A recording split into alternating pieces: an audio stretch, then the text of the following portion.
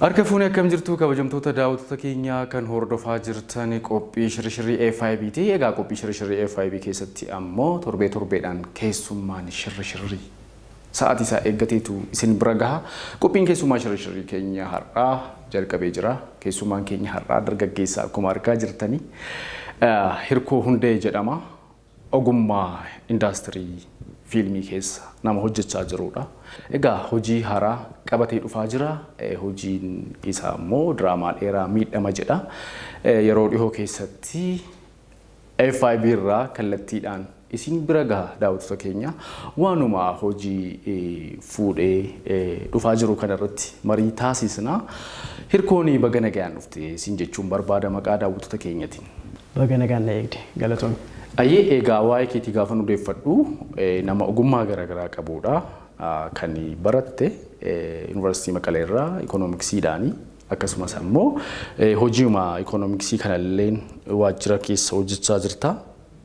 Kanaan cinaatti ammoo hojii aartii indaastirii fiilmii kana keessatti barreessaa ta'uudhaan akkasumas daayirektingii kana malees ammoo akka taateellee taate akka aktaraatti hojjechaa jirta. Mee ogummaa lama kanaanii hojjechuun lamaanuu waliin argan waan ta'eef ikoonomiksiin saayinsii biraati. Indaastiriin fiilmii immoo saayinsii mataa ofii qaba waan ta'eef wanti kun akkamitti si bira jiraachuu danda'e isa jedhu irraa utuu kaane. Galatoomii akkuma jette ikoonomiksii barattee fiilmii hojjechuun waliin dhufuu dhiisuu danda'a. Haa ta'uyyuu malee garuu artiin waan keessa kee jirudha. Uumamaan waan keessa kee jiru ta'uu danda'a jechuudha. Waan keessa kee jiru sana immoo otoo ati hin jaallatiin si keessaa dhiibee si keessaa bahuu danda'a. Waan keessa kee jiru otoo ati hin jaallatiin nagaa siin kennu barra artiin keessa kee jira taanaan amma wanti sun si keessaa bahutti boqonnaan argattu gaa kun beekamaadha. Kanaaf anis waan keessa koo jiru sana bakkeetti baasuudhaaf yookaan uummata biraan gahuudhaaf tattaaffii jalqabe kan ta'e sanuma jechuudha. Uummata bira gahuu danda'eera. Ikoonomiksiin immoo barumsa carraadhaan kanatti barumsa argattu. Sanaanis baradhee ikoonomiksiidhaan eebbifameera. Sanaan ammoo hojii mootummaarraan jira. Haa ta'uyyuu malee waan keessa koo jiru sana immoo baasuudhaaf yaalii adda addaa taasisan jira jechuudha.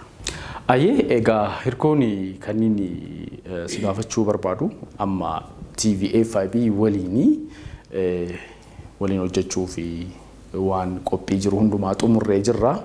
Diraamaan miidhama jedhu daawwattoota keenya bira gahuudhaaf dhufaa jira. Yeroo muraasa keessatti daawwattoonni keenya diraamaan kun isin bira gaha. Waan kana haasofna. Miidhamni utuu gara diraamaa isa dheeraatti hin jijjiiramiin dura fiilmiidhaan hojjetamee ture. Daawwattoonni daawwatanis jiru. Sanarrattis ammoo egaa Odaa Awwaard yookaan immoo qophiin badhaasa Odaa kaadhima si taasisanii achirratti aktingiidhaan yookaan immoo taateedhaan badhaafamtees turte. Mee waan sana haasofnu diraamaan miidhama kun utuu hin barreeffamiin dura fiilmii ture? Yaa fiilmii ture. Jalqaba yeroo diraamaan kun yeroo qophaa'u fiilmii gochuuf hin turre. Diraamaa walitti fufaa taasisnee TV irratti dabarsuudhaaf ture. Jalqaba. Kun barame jechuudha kan fiilmiidhaan hojjetan? Waggaa 3 dura jechuudha. Waggaa 3 dura. Garuu beektaa aartii keenya keessa rakkoon adda addaa jira. Humna dhabuun jira. Diraamaa sana karaa TVdhaan dabarsuudhaaf ispoonsara argachuus deeggarsa adda addaa argachuu waan hin dandeenyee fi amma callisee taa'u sinimaa irratti ilaalamuu qaba. Diraamaa dheeraa sana keessaa waan sa'a 2 keessaa kunni galma irratti illee galma adda addaa irratti agarsiisuu dandeenya waan jedhu murtee irra geenye waan sa'a 2 keessaa baasneetu fiilmii miidhamaa jedhamee daawwatamaa ture jechuudha. Bakkeen hedduutti hin daawwatamne of course. Magaalaa Dambidollootti kan fiilmiin kun hojjetamee waraabames jalqabas kan eebbisiisne achitti jechuudha. Yeroo daawwannaaf dhiyaatu uummata biratti deebiin ture baay'ee waan nama ajaa'ibu jajjabeessaadha. Sana alatti magaalaa sadan arfan tokko keessatti qofa agarsiisne iddoo biraa garuu deemuu hin dandeenye. Amma bubbulee haalli Oromiyaa keessa tures beekamaadha. Fiilmii daawwachiisuun ulfaataa ture. Haala nageenyaa wanta adda addaa jira waan ta'eef. Amma immoo fiilmiin suni kutaa dheeraa qaba waan ta'eef kutaa kutaadhaan torbeedhaan kan darbuu danda'u waan ta'eef bifa haaraatiin editingiin isaas gulaalliin isaa hojjetame qophaa'ee jiraachuudha malee jalqaba dhugaadha fiilmii ture wantichi. Diraamaa ture fiilmii sa'a lama keessaa kunnee baasne malee qophiin isaa diraamaaf ture jechuudha. Iskiriiptii isaas situ hojjete yookaan situ barreesse akkasumas immoo achirratti taatee ta'uudhaani akka kaarakteera tokko bakka buutee hin hojjetta. Mee waan sana irratti xiqqoo haasofnu miidhama gaafa barreessitu fiilmiidhaaf jettee barreessite moo yookaan kitaabaaf jettee barreessite moo diraamaa dheeraa haa ta'u jettee barreessite barreeffamichoo yookaan immoo yaanni diraamaa miidhamaa maalirratti xiyyeeffata? Okay. Kanan barreesse diraamaadhaaf. Jalqabumaa diraamaaf barraa'e malee kitaaba hin turre. Sanuma diraamaa goonii hojjenne jechuudha. Qabiyyeen isaa hawaasummaadha. Hawaasummaadha dhiibbina jiruuf jireenya uummataadha. Egaa akkuma beekamu hojiin kamiyyuu jaalala of keessaa hin qabu. Jaalalli mi'eessitu waan taateef seenaa jaalalaas of keessaa qaba. Jaalala qofaa miti jibballee of keessaa qaba sunis jireenya waan ta'eef. Kanaaf hawaasummaatu jennee gaarummaa qaba hawaasummaadha. Sila waa'ee Odaa Waardii na gaafattee turte dagatte. Yaa fiilmii sa'a lamaa sana samiidhama fiilmii ta'ee ba'e sanatu dorgommiif dhiyaatee ture. Kaadhimamaa taatanii hojii keessaniin alatti hojiileen biroos kaadhimamanii turan sana keessaa injifattan. Kaadhimamanii turan wantoota sadan arfan tokkoon kaadhimamee ture fiilmiin keenya jechuudha. Garuu kan injifachuu dandeenye best actorii. Odaa Waardii isa jalqabaa jechuudha. Best actorii sana situ injifate. Aanatu caarroome egaa injifachuu. Badhaasa Odaa dorgommii isa jalqabaatiin. Isa jalqabaa isa jalqabaa. Baay'ee namatti tola. Egaa Dambidollootti waraabame waraabbiinsaa bakkee biraa waraabbii bakka itti dhaqxanii waraabdan jira moo hundumtuu taateewwan diraamaa sana keessa jiran Dambidolloo qofatti waraabamanii? Dambidolloo fi magaalaa Baatuudha kan seenaan isaarratti xiyyeeffatu. Heddumminaan garuu kan waraabne magaalaa Dambidolloo keessattidha. Baay'inaan achittidha. Ijoolleen irratti hirmaatan illee ijoolleen naannoo sanaas jiru. Kanaaf magaalaa Dambidoolloodha baay'inaan. Ayi aktoroonni yookaan immoo namoonni achirratti hirmaatan akka taatee ta'anii warri hirmaatanii taatonni bebbeekamoo diraamaa miidhama kana keessa jiru laata? Moo ijoollee reefuu gara indaastirii kanatti dhufan fayyadamtan? Nuyi kan nuyi hirmaachisne ijoollee reef gara indaastirii kanatti dhufanidha. Maaliif aartiin keenyas ganaa sichi ijoollee haaraa baay'ee barbaada. Wantoonni hojjetaman bal'aa waan ta'anii fi dhaloonni haaraa kun gara fiilmii sanaatti galuu qabas waan ta'eef ijoollee reef achi ol dhufanii baay'inaan kan irratti hirmaatanii garuu muuxannoon qaban jechuu hin dandeenyu. Maaliif TV irratti fiilmii adda addaa hojjechuu qofaa miti muuxannoo kallattii adda addaatiin argachuu dandeessa waan ta'eef gumiilee adda addaa keessatti ijoollee hojjetanidha. Anillee kana dura fiilmii irratti mul'adheen beeku. Kanaaf baay'inni keenya ijoollee mareef bartuudha. Muuxannoo gama adda addaatiin immoo gumii adda addaa keessatti qabnudha malee warroon bebbeekamoo hangafootaa keessaa kan keessatti hirmaatee hin jiru. Baay'ee namatti tola. Egaa daawwattoonni keenya kan hordofaa jirtanii qophii keessumaa shirshirriiti.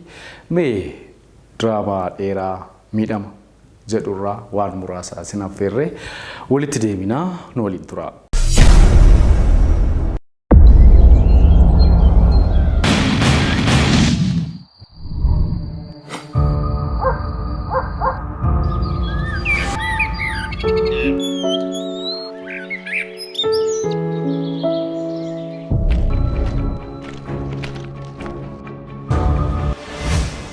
Ati garuu yoom na jaallatta?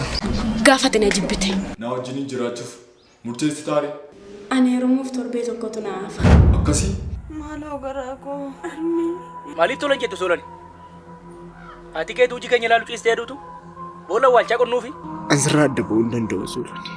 Armee kee biyya alaa baasanii yaalchisuun qarshii hedduu gaafata. Atis kanaan booda gurbaa boonaa jedhamu sana dhiistee haadha warraa kutaataa jechuudha.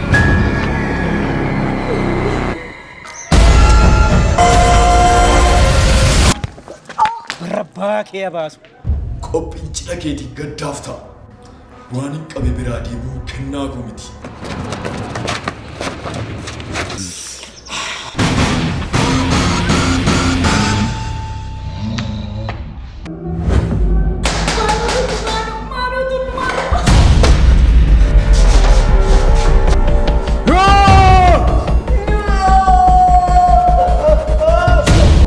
Balbala kee banii gadi ba'i. Ta'uu baannaan humna mana kee cabsiisee ittisuu hin dandeessu.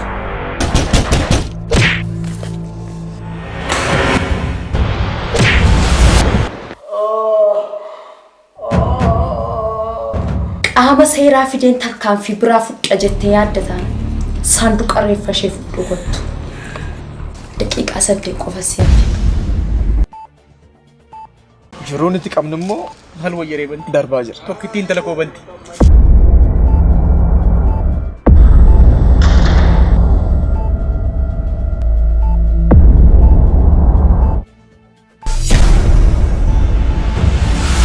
Fidi qarshicha. Qarshicha fidi.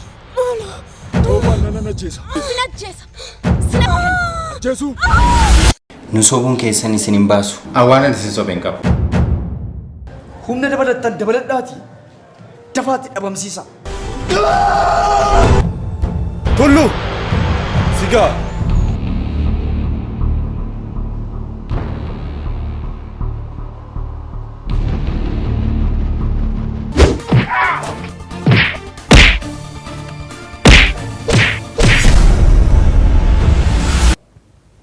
Daawwattoota keenya walitti deebinee jirra. Egaa turtiin kan waliin taasisaa jiru Hirkoodha.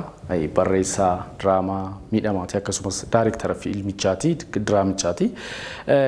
Waraabbiin isaa uumee maal fakkaata? Yeroo baay'ee waraabbii irratti egaa fiilmiin yookaan diraamaan afaan Oromoodhaan hojjetaman kunniin baay'ee kumatamu. Amma garuu wanti sun jijjiiramaa dhufeera. Akkaataan waraabbii lookeeshiniin isaa bakkeetti waraabbamu daayirektingiin isaa akkaataan fiilmiin suni itti seenessee mul'een baay'ee komii qaba ture. Amma garuu wanti sun jijjiirameera. Isinoo waan addaa wanti qabattanii dhuftan jira karaa seenaatiin yookaan karaa teeknikaal ta'een wanti addaa aartii kanarratti wanti isin gumaachitan jira waan addaa yoo jiraate meesaa? Waa'ee miidhamaa akkuma isin jedhee fiilmii ta'ee sa'aatii 2 daawwatameera. Uummanni namoonni daawwatanis jiru magaalota arfan silasiin jedhe irratti jechuudha. Dubdeebiin uummata biraa jiru baay'ee waan ajaa'ibaati. Koomentii babbareedaatu jira. Gabaabumatti fiilmiin sun uummata biratti hedduu jaallatameera. Jaallatameera dhugaa soof taanaan jechuudha. Seenaan isaa hawaasummaa keessa wanta jiru sana kallattii artiidhaan haala itti kalaqee baase uummata biratti fudhatama nu argateera. Kun dhugaadha. Uummannis kan warri daawwatanis ragaa bahuu danda'u waan ta'eef gama piroodaakshiniidhaan meeshaa haalli waraabbii isaa maali waan jettee irratti garuu waggaa 3 dura kan inni hojjetame of course garuu waraabbiin isaa namootuma ogummaa qaban irratti hirmaachisuu yaadneerra. Fiilmii miidhamaa isa dura biyya irratti editingii irratti hangas mara inni hojjetamne ture. Maaliif mallaqanii kaffaluu waan hin dandeenyee fi color correction galtee adda addaatti gashanii hedduminaan miidhagsuu irratti rakkoo jira ture. Amma garuu diraamaan kun guutummaan isaa bifa haaraatiin jechuudha. Color correction isaa, color grading isaa, editing isaas sirriitti bifa bareedaa ta'eetiin hojjetamee qophaa'ee jira waan ta'eef egaa kaameeraa addunyaan irra geesse fayyadamuu hin dandeenyu. Akka humna keenyaatti garuu waan dandeenyu hundumaa gooneerra jedhee tan. Haala yeroo kan madaalu fayyadamtaniitu. Kanarratti hirkoon ogummaa editingii akkasumas ammoo kalarii waan akkasii kanarratti illee akka ogummaa qabdu dhagaheera. Waan sana barumsaan leenjiidhaan fuute moo ofuma keetii fi kan hojjechaa jirtu shaakalliidhaan? Baradheera waa'ee ergan Finfinnee kana dhufee booda mana barumsaa Toomitti baradheera ogummaa fiilmii jechuudha. Sana booda akkuma jettee editingii kana maal kanas yaalaan jira jechuudha ammaaf.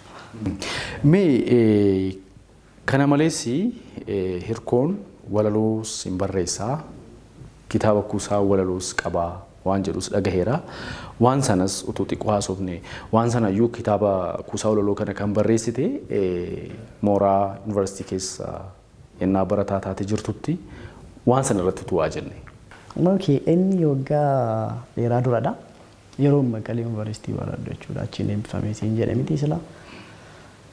Achitti gumiilee mooraa yuunivarsiitii keessa jiran keessatti nan hirmaadha baay'inaanii. Sanuma keessa kitaaba kuusaa walaloo maxxanseera jechuudha yeroo sana.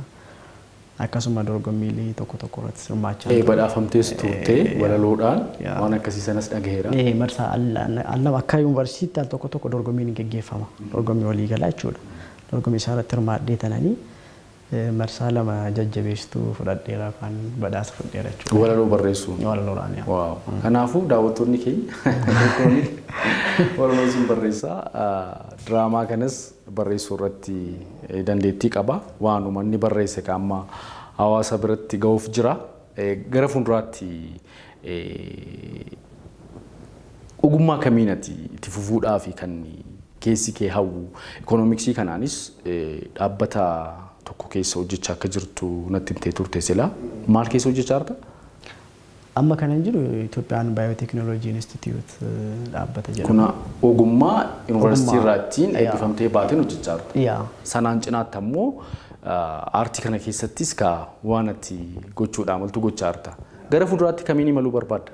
Lachanuu. Moor baay'inaan aartiin akka salasiin jedhe waan keessa kee jiru waan ta'eef yeroo baay'ee si dhuunfata. Eegalee ati jalaa calliste illee sin callisiisu. Dhukkuba namatti toludha aartiin eegalee dhukkuba jechuun waan si miidhu waan toon ta'e keessa kee garuu nagaasii hin kennu.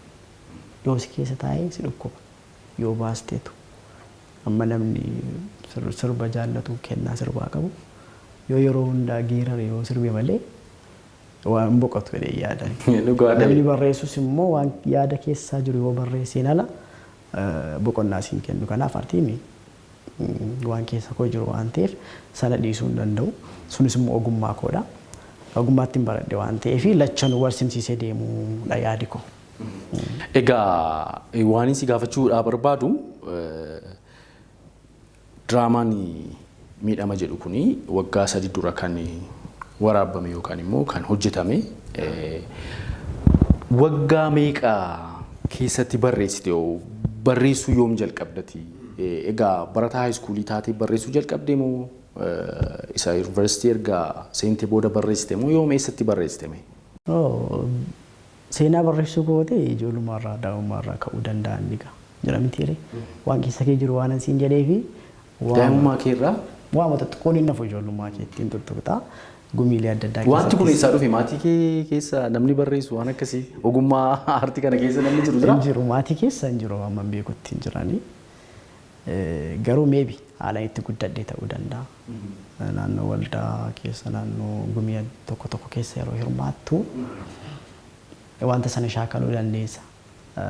Daa'ima taanillee diraamaa gaggabaaboo tokko tokko barreessinee uma shaakalla ture. Sana booda garuu immoo yeroon kaampaasii galu kaampaasii keessatti sochii cimsadhee jechuudha. Barreeffama fiilmii miidhamaa garuu yeroo amma yaaddisuun dhufu magaalaa Dambidolloo qacaramee waajjira galiiwwanii irraan ture. Otoo achi jiruuti yaadi eebbifamtee baatee achiitu hojjechaa jirtu waajjira mootummaa keessa. Waajjira mootummaa keessa turan jiruutiin barreessuu jalqabee jechuudha. Yeroo diraamaa hojjechuuf yeroo yaada sana ijoollee wajjin yoo mari'annu barreeffama sana barreesse naannoo waggaa tokko olii garuu barreesse lagitaa jedhee yaada. Amma guutumaan guututti diraamaan miidhama jedhu barreeffamee xumurameera moo episoodiidhaan yookaan kutaa kutaadhaan barreeffamaa deemame? Yeroo baay'ee wanti kun barameera jedheen diraamaa dhadheeraa gaafa jalqabamanii kutaawwan muraasni erga barreeffamanii booda waraabamanii daawwattoota bira ga'u sana booda jala jalaa barreeffamaa deema. Moo ati guutuma isaa barreessiteetta? Amaleeffannaan ati jette jira dhugaadha. Jala jalaan kan barraa deemu jira. Keenya garuu akkasitti waggaa 3 dura waan ta'eef barreeffamee xumurameera. Even gulaalliin isaa editingin isaa illee parsantaa guddaan isaa dhumeera jechuun hin danda'amu. Daawwattoota irraa kan eegamu torbeedhaan sa'aatii isaanii daawwachuudha jechuudha. Daawwachuudha jechuudha. Baay'ee namatti tola. Mee kana keessatti egaa bu'aa ba'iin isin dabarsitan hin jira jedhee yaada. Hawaasni keenyas hubannoo fiilmii diraamaa daawwachuu tikeeta bitanii seenanii fiilmii ilaaluu waan akkasii kana irratti hanqinaaleetu jiru.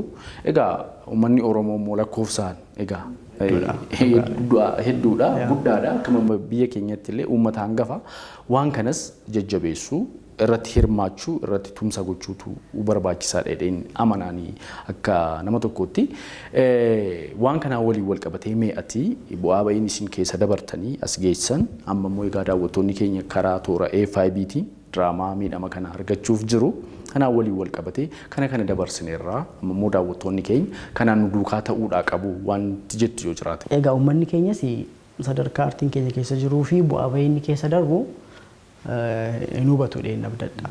Yeroo baay'ees artistoonni garaagaraa uuma haasoo waan ta'eef bu'aa bahii hedduu keessa darbama. Nu immoo kan nuyi hojjenne magaalaa Dambidollootti. Magaalaa Dambidollootti fiilmii hojjechuu miti. Suuraa bareedaa ka'uun nama rakkisechaa ture gurbaanii hiriyyaan keenya tokko achi jira. Bu'aa bahii hedduu keessa dabarreerra. Humna guddaan qabnu. Kallattii meeshaa argachuutiin illee yoo ta'e ispoonsoroota argachuutiinis bu'aa bahii hedduu keessadha kan nuti dabarre jechuudha. Chaalenjiin nuyi keessa dabarre kana amma sana hundaa osoo hin ulfaata. Maaliif bittaa xiqqoo amma ilaaltee afaan na qabaa jira. Natti baay'atanii jiru waan ta'eef.